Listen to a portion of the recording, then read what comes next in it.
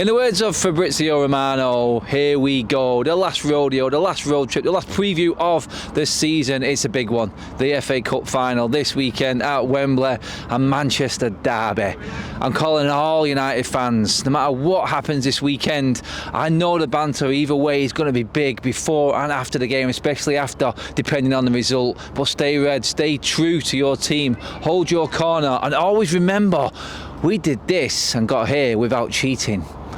Everything aside, this game this weekend, yes, well, there's no smoke without fire, is there not? No, City fans. But yeah, we'll ignore that. We'll ignore the 30 million unchallenged sanctions that you've already paid and the 115 charges and all that. Never mind, it's a game, and at the end of the day, doesn't matter, especially not to City fans.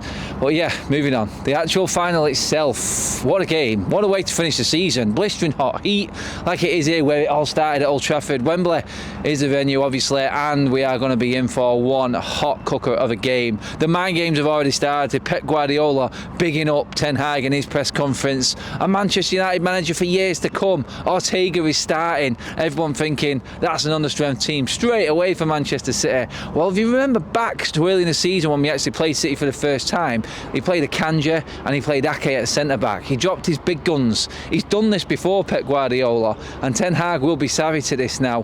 He will have already known how Pep Guardiola works. He knows he's worked under him before. We got caught cold in that game, and that's one thing we cannot do in this one. I picked my team and put my prediction out for my starting lineup because I feel we have to catch City cold in this one to have any chance. I'm not going to ignore what quality City have got. I'm not going to ignore that they are the better team. They have got the experienced players on the big occasion. They've won more and are champions of this country right now.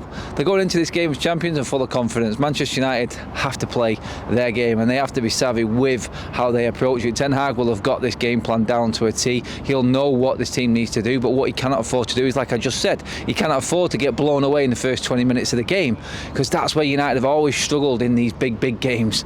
That 5-6 minute spells where you just think their heads are going to fall off. It's happened a few times. We cannot afford to have any of that. We've got a full week's rest. We've got players that are going to go into this game fresh, ready to go. And we've seen it over the last few weeks. Well, we've been out the Europa League. We've actually had full preparation through the week. And we've actually looked decent. We've been able to make change. We've looked fresher on the pitch. We've lasted longer in games. We've scored some later goals. And it's been good for United. It's going to have to be that and some to get past this City team, because they are firing on all cylinders. And we can sort of put aside the last couple of games because they changed the team around. It was the end of the season. Probably a bit of champagne still in the system for City. We've seen United do it over the years. It's what happens when the Lord Mayor's show is finished. Everything just falls down to another level. Well, they'll be G'd up and revved up for this one. And I mean, you listen to City fans talking right now. I was talking to one on Sky Sports the other day, full of confidence, predicting 4-5-0 wins. They think they're just going to blow Man United out the water again. You cannot afford to let them get ahead of steam. We need to be ugly. We need to play a game plan which nullifies them. They are the better team at the moment, and they're in a better position and they're in a better moment than what we are. Although we've had a great season under Ten Hag compared to last season, for our standards it's still just good, and we're not at that level where City are at the moment. We have to play to that. We have to play like we did at Old Trafford when we beat them 2-1. We have to get in their faces and figure out how they're going to stop playing. How are we going to nullify their attack? Well, it's quite simple. You have to stop Erling Haaland. And to stop Erling Haaland, you have to stop Kevin De Bruyne. Them two as a combination, and that this season is what's catapulted City to that next level. It's what finished off this season and seen Arsenal off. The consistency and the quality in them players, two world class and best in class in their positions, and no one can argue that point, not even United fans. They're the two that you have to stop, which is why I feel like Ten Hag is going to change it up a little bit. Remember in the last game at Old Trafford when we beat them, we had Bruno in the front three but dropped in to the midfield to make a 5 out of possession. Will he go down that road again? Because that was with Fred in the team, and he did a number on De Bruyne. I think he escaped him once and they scored from it, so it shows you how dangerous De Bruyne is. You can't let him off the hook for 1 minute. He will just continue playing his game. He's fearless. Doesn't matter if he's tackled or it's not working. People talk about Bruno Fernandes playing balls over the top and wasting balls. Kevin De Bruyne is probably double that. He doesn't care. He doesn't care about criticism, and that's what world-class players do. He's going to get one tackle in, you'll stop one, you think you're doing well, and then he'll put another one in, you've fallen asleep, turned off for that split second, bang, 1-0, City's game plan comes into play, and Manchester United goes out the window, because that's how fine line this game is. Ten Hag's plan will be to not concede and not concede first. That's what we've got to be. United are always stronger if they're in the game for longer and we're actually in front in games. When we fall behind, we know this season we have been struggling. It's there. The proof is in the pudding. The games that we've struggled to come back are the games that we've lost big in, we've conceded first. We've managed the odd one here and there. Funnily enough, against City we did go behind, but we kept at it, and we was in the game a lot longer than we was in the corresponding fixture back at the Etihad, because we got blown away in the first half. It was over, the possession was done, and City just walked through to the final whistle. So we scored 3 in the second half. That was probably because they let off a little bit, but we showed encouragement in that game to come back from that, but we're not going to get given that chance. If City gets a taste of blood, they're just going to go to humiliate Manchester United here today. They know the world's watching, and they can stamp their authority on European world football and make a big showpiece of Manchester United if they want to. United cannot allow that to happen. Manchester United need battlers, need fighters, people who are going to stick the foot in.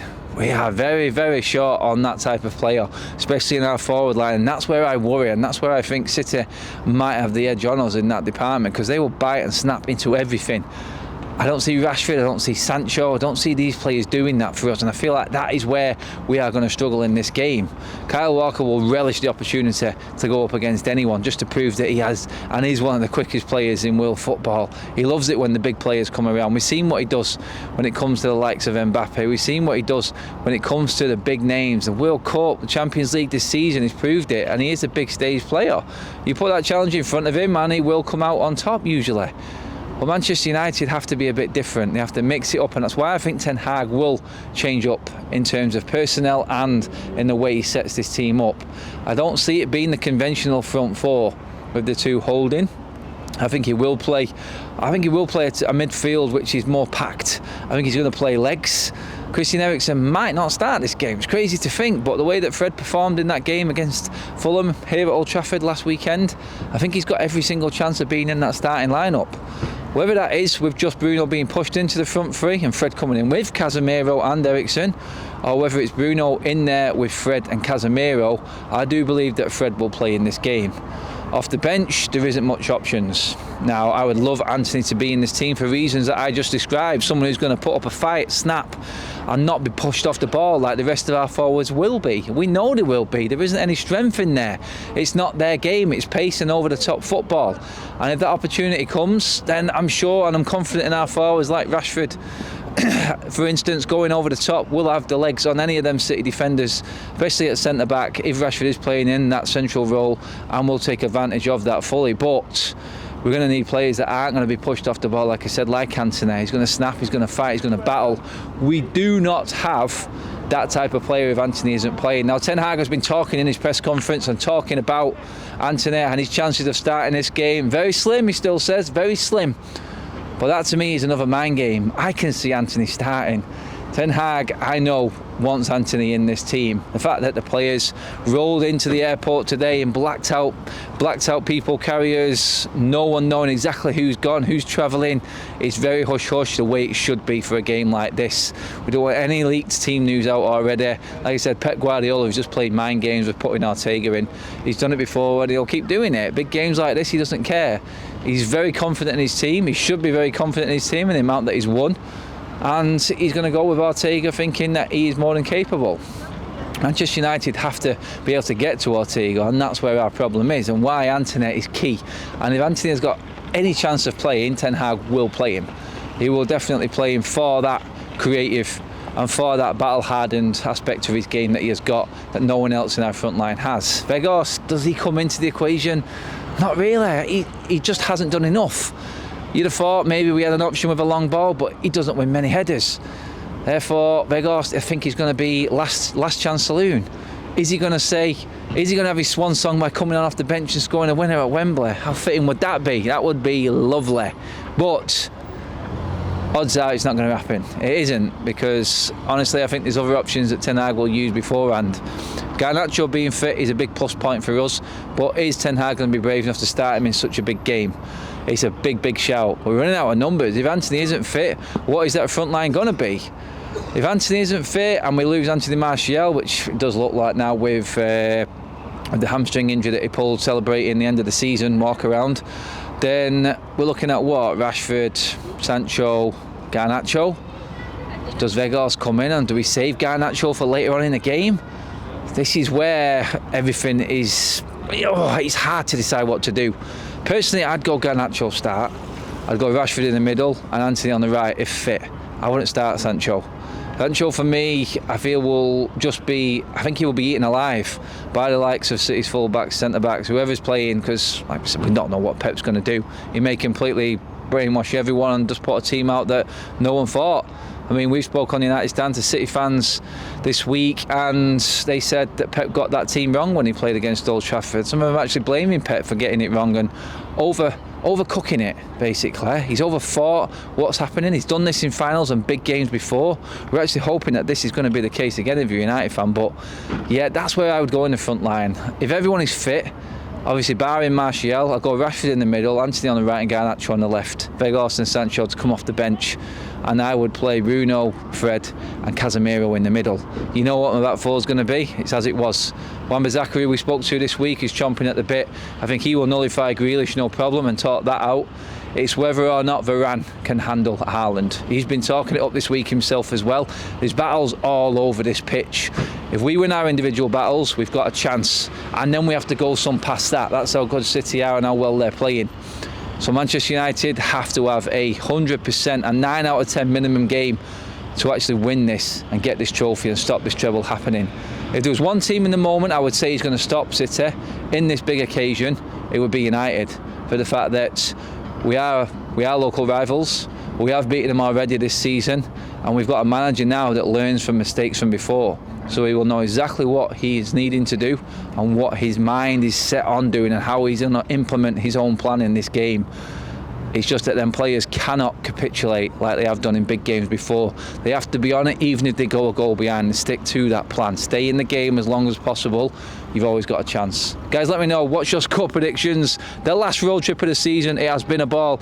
Cheers for all your comments, all your support, all your likes, everything on the road trips. We've, 60 odd games this season. It's been mental. Under 21s, women's team, we've done everything on the United Stand. This is your last one. I'll be talking to you in a few hours outside of Wembley, or maybe even inside, I don't know, wherever they let us film, talking about what has happened in this game. And my God, I hope I'm in a cheery, happy mood, because it will be a downbeat end to the season if not.